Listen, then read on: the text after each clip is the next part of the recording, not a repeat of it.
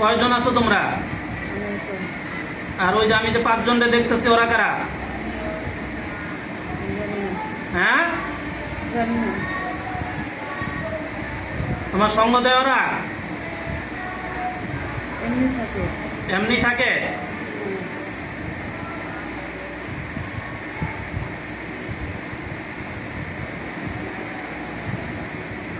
তোমরা কি সবাই ওর বডিতে আসো নাকি তুমি একাই আসো?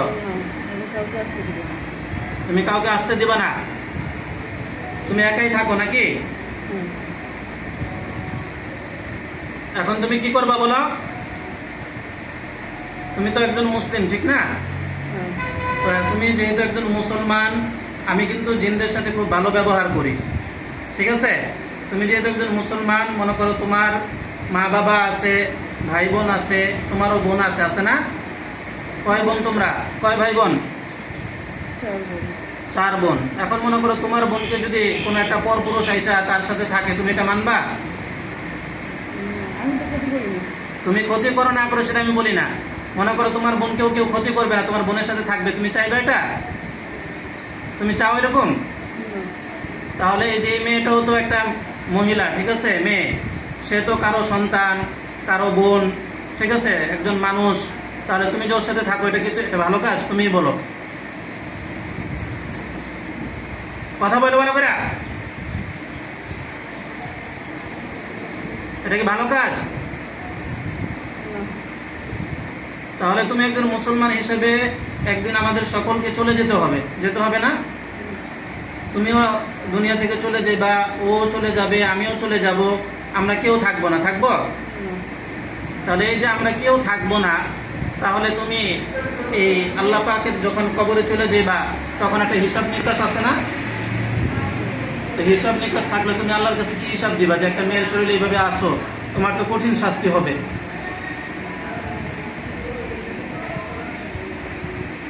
আমি কি তোমাকে কিছু শাস্তি দিব? জাহান্নামের আগুন দেখাবো? তাহলে কি তুমি চলে যাবা? তুমি ক্ষতি করো না করো সেটা দেখার বিষয় না। তো এই মেয়ের ডিভোর্স করাইছে কে?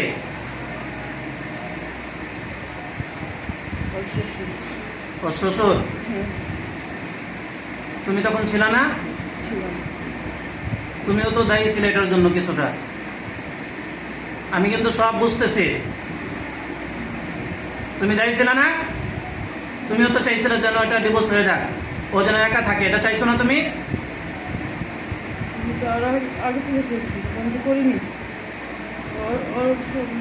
আর এখন বিয়ে শাদীর ব্যাপারেও তো তুমি বাধা দিতেছো না, ওর জন্য বিয়ে না হয়?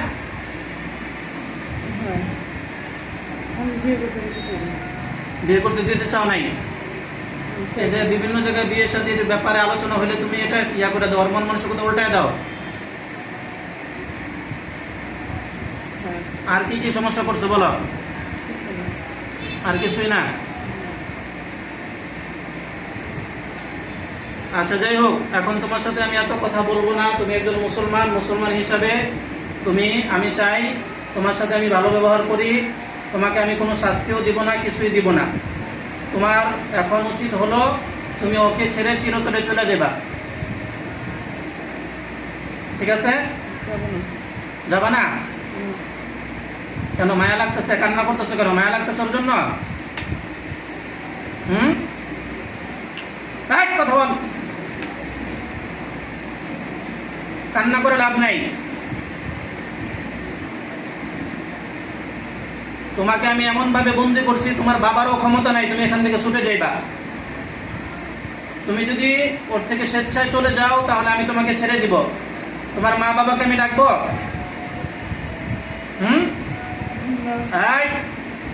মা বাবাকে ডাকবো?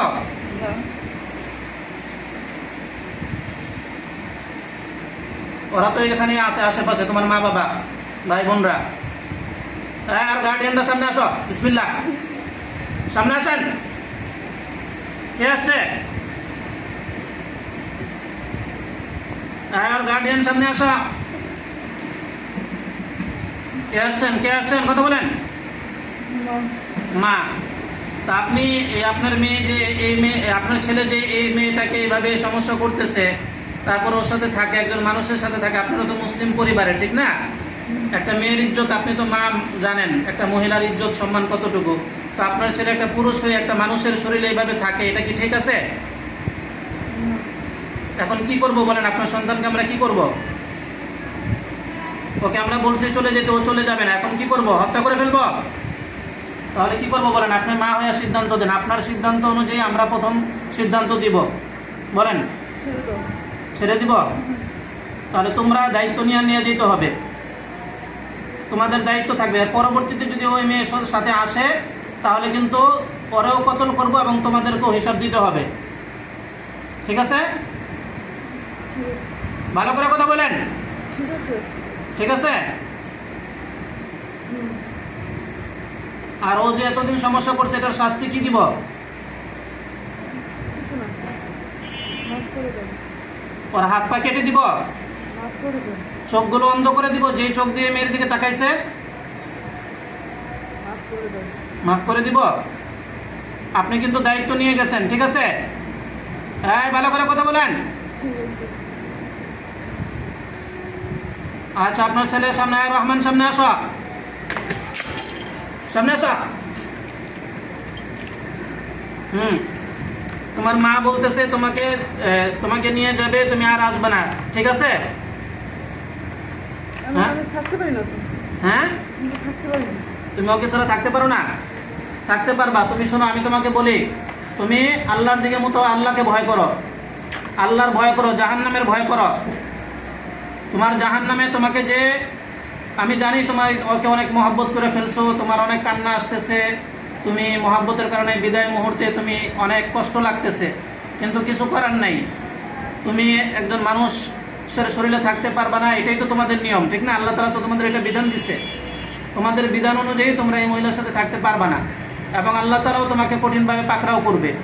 আমি এমন হুকুম লাগায় দিব যে যদি তুমি পরবর্তীতে আসো তাহলে তোমাকে কঠিন শাস্তি তো দিব, আমি তোমাকে কতল করে ফেলবো। তোমার মাও বলছে তুমি সুন্দরভাবে চলে যাবে বিদায় নিয়ে। তুমি না থাকতে পারলে তোমাকে আমরা তোমাদের জাতির যে মেয়ে আছে ওদের সাথে বিয়ে দিয়ে দিব। তোমার মা, গার্ডিয়ান যারা আছে তোমাকে দ্রুত বিয়ের ব্যবস্থা করে দিবে, ঠিক আছে? আমার ভালো লাগে না কাউকে। হ্যাঁ, কাউকে ভালো লাগে না তো। কাউকে ভালো, শুধু ওকে ভালো লাগে? হ্যাঁ। যাক, তুমি যদি ওকে ভালো লাগে এগুলো আমাদের দেখার বিষয় না, ঠিক আছে?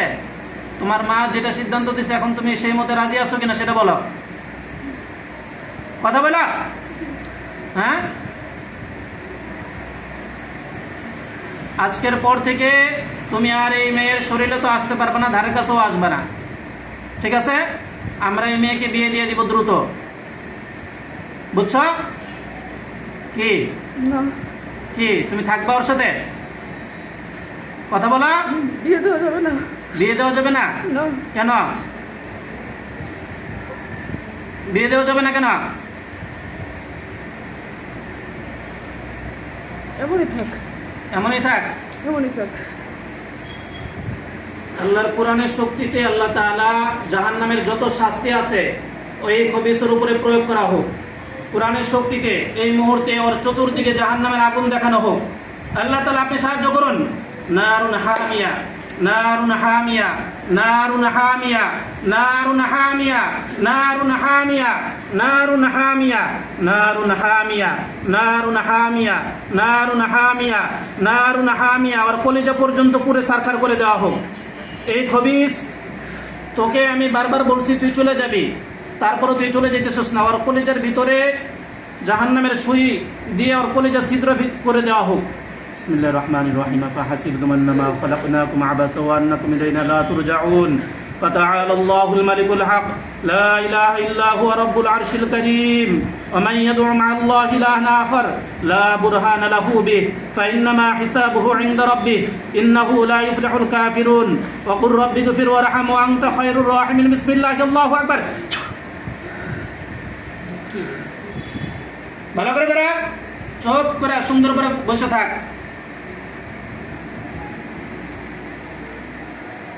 বিসমিল্লাহির রহমানির রহিম। আল-কারিআহ। القارعة ما القارعة القارعة ما القارعة ما أدراك ما القارعة এখন বল তুই কি চলে যাবি চিরজীবনের জন্য? তোর মার কথা শুনবি না?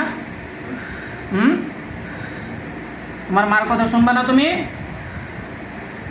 তোমার গার্ড শুনবা? তাহলে ঠিক আছে, তোমাকে তোমার মার কথা অনুযায়ী আমি তোমাকে আজকে ছেড়ে দিব। তোমাকে এই প্রথমবার সুযোগে আমি ছেড়ে দিব। তুমি এই মেয়ের বডিতে আর কোনো সময় আসতে পারবা না। যদি আসো, এই মেয়ের শরীর আমি লক করে দিয়ে দিব এবং ওর শরীরের চতুর্দিকে আমি আগুনের পাহারাদার তৈরি করে দিয়ে দিব। তুমি আসার সাথে সাথে তোমার কলিজা পর্যন্ত পুড়ে যাবে। বুঝছো কি বলছি? আমি দেখতেছি, হ্যাঁ, দূরে থেকে